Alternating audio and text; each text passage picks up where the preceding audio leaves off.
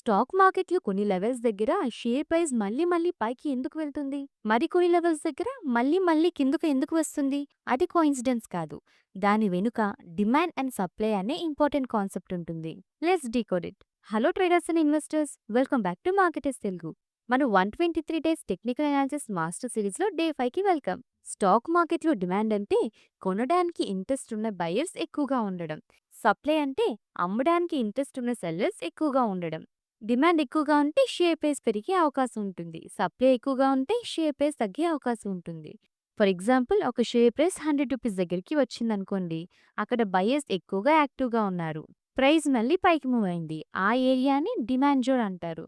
అదే share 120 rupees దగ్గర sellers ఎక్కువగా యాక్టివేట్ అయ్యారు. సెల్లింగ్ ప్రెషర్ పెరిగింది. ప్రైస్ మళ్ళీ కిందకు వచ్చింది. ఆ ఏరియాని సప్లై జోన్ అంటారు. టెక్నికల్ అనాలిసిస్లో ఈ జోన్స్ చాలా important.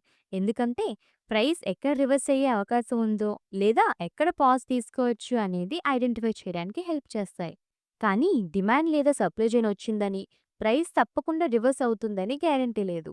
Technical analysis always probabilities మీద వర్క్ చేస్తుంది. సో ఫ్రెండ్స్, డిమాండ్ అంటే బయర్ స్ట్రెంత్, సప్లై అంటే సెల్లర్ స్ట్రెంత్. ఈ రెండు కాన్సెప్ట్స్ టెక్నికల్ అనాలిసిస్కి స్ట్రాంగ్ ఫౌండేషన్. నెక్స్ట్ డే 6లో మార్కెట్ పార్టిసిపెంట్స్ గురించి నేర్చుకుందాం. మార్కెటర్స్ తెలుగుని వెంటనే సబ్స్క్రైబ్ చేసి నోటిఫికేషన్స్ని ఆన్ చేసుకోండి. Learn smart, think long term. నేను సివిల్ ఎస్టేట్ అడ్వైజర్ని కాదు. ఈ వీడియో కేవలం ఎడ్యుకేషన్ పర్పస్ కోసం మాత్రమే. Thank you for watching.